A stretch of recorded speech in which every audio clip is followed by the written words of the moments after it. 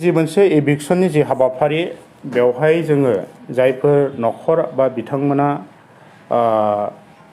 इभिक्टेड जाबाय बिथांमोननि जि बाथ्राखौ जों खोनानो मोनदों आरो बिथांमोनजों सावरायलायनानै जों बुजिनो मोनदों।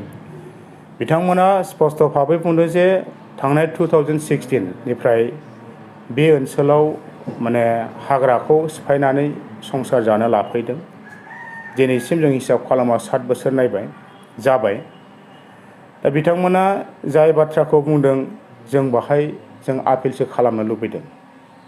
दहाय एसे सिगाङाव बुंलांनाय बायदि जोङो सुबुं माहारिया जों थांनानै थानांगौनि थाखाय जोङो गोथौयै बा गोलाव समनि थाखाय इयुनखौ जों नोजोर होनांगोन। दा बेखौ नायनानै दिनै जों जेरै गोसो एरै जों साननानै हाग्रामा ओनसोलखौ सिफायबाय थानायाबो दिनैनि दिनाव बेसेबां थार जागोन बेखौ जों निजाबबिया गाव गावनो बेक्तिगत साननांगौ दिनै सम जादों। मानो होननानै बुङोबा दिनै मिथिंगानि जि खैफोद बेजों दिनै सुबुं माहारिया थोंजोङै जोङो मोगा मोगि जाबाय थादों आरो दिनै जों जि लेभेलाव मोगा मोगि जादों थासारिखौ फैबाय थानाय समाव बांसिनै जागोन। दा बिनिखायनो मैयानि बे जाथायखौ जों नायनानै नुदों खायसे खायसे न'खरफ्रा एखेबारे माने थांफिननायनि जि मोनसे परिबेस गैया। बिथांमोना फुराना गामियाव जेबो सिनसाब गैला, न' बां गैला। दा बैफोरबायदि माखासे बेक्तिफोरखौ संस्थापन खालामनायनि बा रिहेबिलिट खालामनायनि फारसे सरकारा बेनि फारसे बेबस्थाखौ बा इनिसिएसनखौ थाबैनो लागोन जों बेखौ खावलायदों। आरो जायफोरानाखि गागि भाबैनो न'खर संसार गामि दङ, बारि बागान दं, रायजो जागासिनो, दा बेबायदि सुबुंफोरा दिनैहाय मिसामिसि जोंनि गोनांथार बे हाग्रा बारिखौ बिदि धंस' खालामलायबायनायखौ जोङो आपिल खालामदों जाहाथे बिदि खालामा बेहाय। दा जोङो नुदों मैयानि बे गासै न'खरफोरनि गेजेराव गोबां गोजान गोजाननि मानसिफ्राबो बाहाय माने माइग्रेट जानायखौ जों नुदों। चिरां जिल्लानिफ्रायबो जिल्ला हिसाबै गोबां दङ बेवहाय। धेमाजि जिल्लानिफ्रायबो गोबां जों न'खर नुदों। उदालगुरि जिल्लानिफ्रायबो बाहाय दंफैयो। सनितपुर जिल्लानिफ्रायबो दंफैयो। क'क्राझार जिल्ला आरो नागालेण्ड रायजोनिफ्रायबो बेवहाय माखासे न'खरफ्रा बा सुबुंफोरा बे जायगायाव दंफैयोमोन। दा बेनिखायनो जोङो बिथांमोनखौ जेनेरेल भाबैनो जोंनि आपिला बेनो जायफोर बिथांमोना अयधन्त धोरोम दंबोबाय थायो आरो दिनैसिमबो गोबाङै दङ।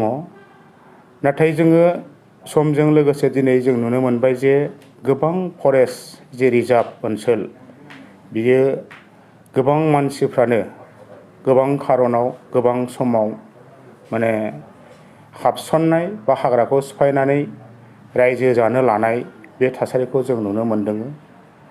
बेबायदि मोनसे मानसिफोरनि सिन्था धाराजों दिनै जोंनि ओनसोलावल' नङा गुबुन दाब दाब ओनसोलफोरावबो जोंनि जि रिजार्भ फरेस्टनि जि थासारि बा एरियाफ्रा दिनैहाय गोबां खारनाव दिनै जामलांबाय थानायखौ जों नुनो मोनदों। जायनि थाखाय जोंनाव जि अरनबारि हाग्रामा ओनसोल बिफां लाइफां जिब जुनार आरो मिथिंगानि जि मोनसे इक' बेलेन्स बियो दिनैहाय जेंना महरै सुबुं माहारिजों दिनै मोगा मोगि जानायखौ जोङो नुनो मोनबाय। दा बेनिखायनो दिनै बे समाव चिरां जिल्ला एबसुनिफ्राय जोङो बेखौनो फोरमायनो लुबैदों मैयानि जाथायखौ लानानै जि जायगायाव दरनै गामि इभिक्सना अलरेडि जाबाय आरो जों खोनानाय बायदिब्ला बेवहाय बेजों लोगोसे साखाथि फाखाथि गोबां जायगायाव हाग्राबारिखौ सिफायनानै गोबां सुबुंफोरा माने रायजो जानो लानाय न'खर फाथिनाय बेखौ जों खोनानो मोनदों। दा बेनिखायनो जोङो एबसुनिफ्राय बेखौनो जों खावलायगोन जोङो जेनेरेल मोनसे आपिल खालामनो दिनै जोङो लुबैदों नोंथांमोननि मेडियानि गेजेरजों जे जाय सुबुंफोरा दिनैहाय हाग्रा ओनसोलखौ खुनु नियम निथि गैयालासिनो खुनु मोजां मोनसे सिन्थाधारा खालामालासिनो जेरै गोसो एरै हाबसनहैनाय हाग्रा एरियाखौ सिफायनानै माने लानाय बे हाबाफारिफोरखौ जोङो दुलाराय बर' फरायसा आफादा जों खावलायगोन जे सुबुं माहारिया थांनानै थानांगौब्ला जोङो हाग्रामा ओनसोलखौबो जोङो बासायनानै दोननांगोन। बे हाग्रामा ओनसोलनि गेजेरजों जिब जुनार मिथिंगा बेखौ जों रैखाथि खालामनांगोन। जेरै गोसो एरै खालामबाय थायोब्ला जोङो बिनि जे मोनसे मोगा मोगि जों सुबुं माहारिया फैबाय थानाय समाव जों गिथाव बाथावै जोङो बेजों सौसिनांगौ जानानै फैगोन। बेनिखायनो दिनैहाय जोङो डाटा बायदि मोननाय बायदिब्ला खायसे खायसे सुबुंफ्रा दिनै बिथांमोना मा सानदों जों बुजि मोना। फुराना गामियाव भुगिनाय जेबो राहा गैया, जेबो बेबस्था गैया। बिथांमोननि फारसे गभर्नमेन्टआ थाबैनो गोथौ मोनसे सिन्था खालामनानै बेनि सायाव बेबस्थाखौ लागोन जों बेखौ खावलायदों। आरो जायफोर बिथांमोना ओरैनो गुबुन गुबुन सिन्थाधाराजों हाखौ बेंनानै लाहैदों, हाग्राखौ सिफायनानै माने आवग्रिनानै लाहैदों, बेबायदि सिन्थाधारानिफ्राय बै बिथांमोनखौ जोङो आपिल खालामनो जाहाथे इयुन समाव आरो बेबायदि माने साननायखौ जों गोसोनिफ्राय रोखा खालामनानै लायो। बाहाय मोनसे सरसा सोलिबाय थादों दि हाग्रा दानस्रांनायाव हाग्राखौ सिफायो नाथाय न'आ गोबां खम बेसेबांबा गुवार लांनांगोन थानाय, लोगोसेनो दालालफोरनि मानसि हाबदों होननानै एसे सरसा सोलिदों। दा बैफोर जेंनाखौ होबथानांगौनि थाखाय सरकारनिसिम मा गोख्रों खावलायनो सानो फरायसाफोरनि? जोङो जि मोनसे सुबुंफोरा दिनैहाय हाग्रा बारिखौ सिफायनानै जि न'खर खालामनायनि सिन्था खालामदों, बेवहाय दहाय बुंनाय बायदि सासे सानै सुबुंफोरा बायद'थायाव हयथ' बेबायदि साननायखौ लाबोदों।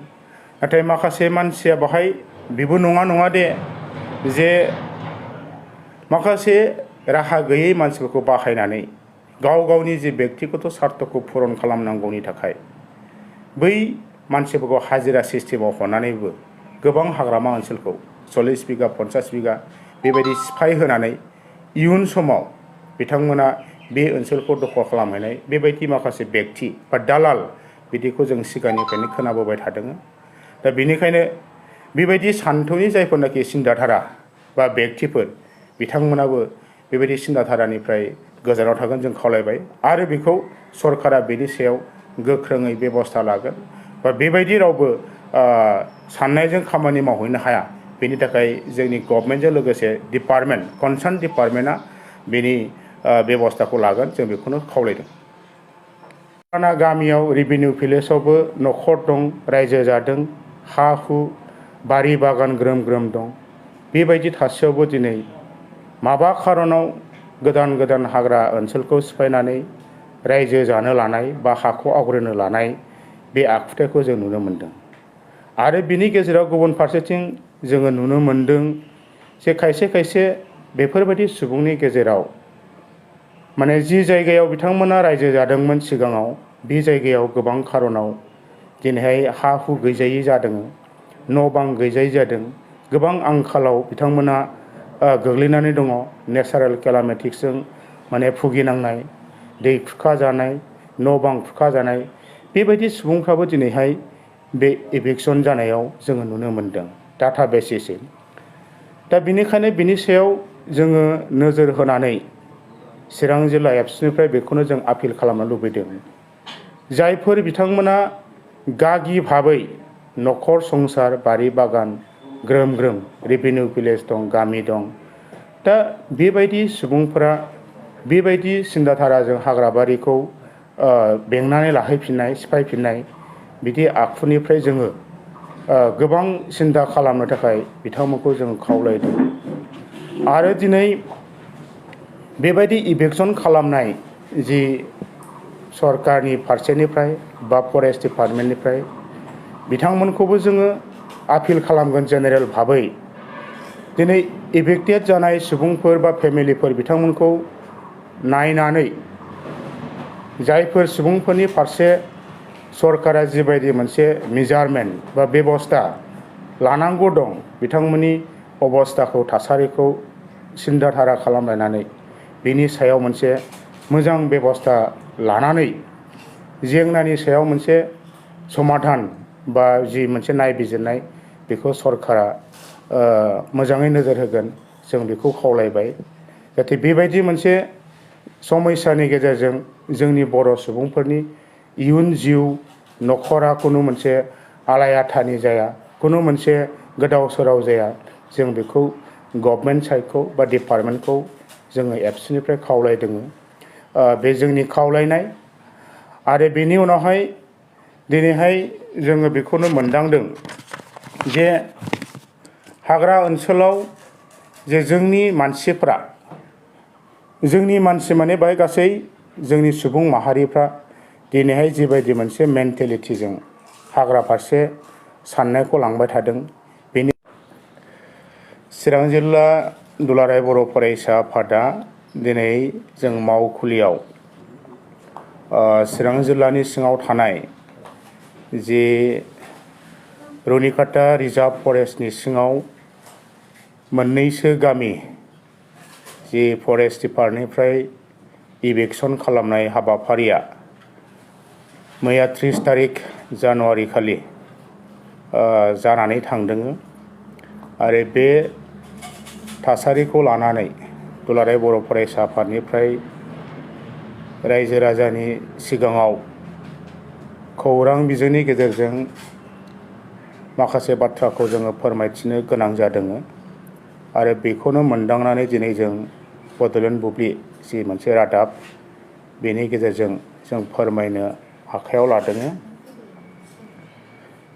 जाथायखौ खोनानानै दुलाराय बर' फरायसा आफादनिफ्राय जाथायनि सायाव जोङो बिजिरनाय जादों। आरो बेवहाय जोंनि मावथिफोर जोङो लगे लगे बिथं भाबै खौरां लानाय जादों, बाहाय बोरैहाय जामारदों जाथाया बेनि सायाव। आरो खौरां लानानै जों दिनै धैर्य सहकारे जोङो माखासे बाथ्राखौ जोङो बुंनो सिगांदों। दा बेवहाय जोङो नुनाय बायदिब्ला मोननै गामि, थोंजोङै गलगथा होननाय गामि आरो मोनसे खल'बारि होननाय गामि, बेवहाय इभेक्सननि हाबाफारिया जादों। आरोबाव जोङो धैर्य मथे जोंनाव रोखाया बेनो जादों जे गलगथा होननाय गामियाव गासै 32टा न'खर दङ। आरो बे गामियाव 131 जन 131 सा सुबुंफोर जों मोननाय जादों। आरो गुबुन मोनसे गामिया जादों नं 2 खल'बारि, बेवहाय गासै न'खर हिसाबै 54 न'खर जों मोनदों।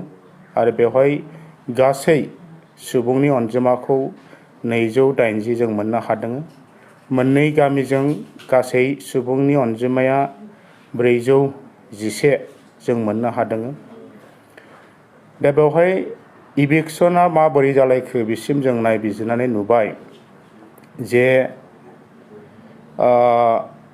जोंनि बे चिरां जिल्लानि सिङाव इन्ड'-भुटान बर्डार, बे बर्डारनि गाहाय खोला साइडआव जोंहा रिजार्भ फरेस्टआ गोदोनिफ्राय जों खावलायदों।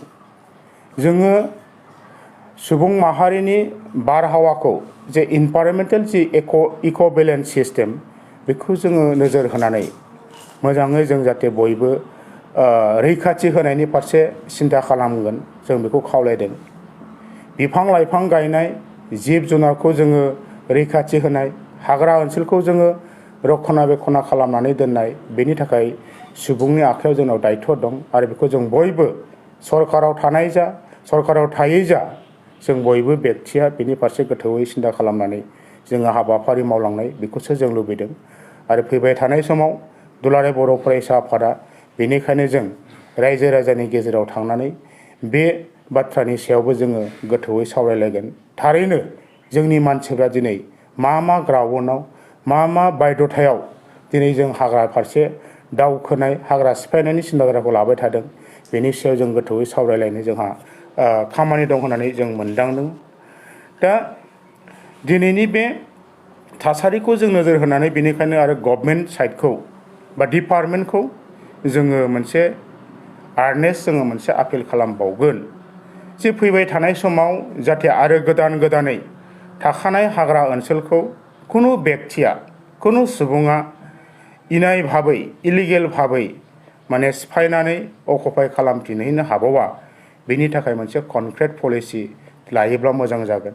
आरो जेरावहाय जों बयबो मिथिगौ भारत हादराव हाग्रामा ओनसोलखौ रैखाथि होनायनि जे मोनसे फरेस्ट डिउलार एक्ट 2006 बेनि जोहै जे मोनसे भारत हादराव आयेन दङ, बे आयेनखौ मोजाङैनो नायबिजिरनानै जोंनि बे बिटिआर ओनसोलाव, बड'लेण्ड ओनसोलाव बा सारा आसामाव जाहाथे सरकारा थाबैनो मावफुंनायनि गोख्रों बेबस्था लायो, जों बेखौ खावलायबाय सरकारनि फारसे। दा बेजों लोगोसे दुलाराय बर' फरायसा आफादा जोङो फैबाय थानाय समावहाय हाग्रा ओनसोलखौ बा जोंनि मिथिंगाखौ रैखा खालामनांगौनि थाखाय जोङो NGO महरै सुबुंनि गेजेराव हाबनानै जोङो खामानि मावनायनि जि मोनसे दायित्व, जि बिबान, बेखौ जों मावनायनि फारसे दिनैहाय माखासे पलिसि लानानै, माखासे सिन्थाधारा लानानै जोङो रायजो राजाजों जों खामानि मावलांनो जोङो सिन्था खालामदों। बेखिनि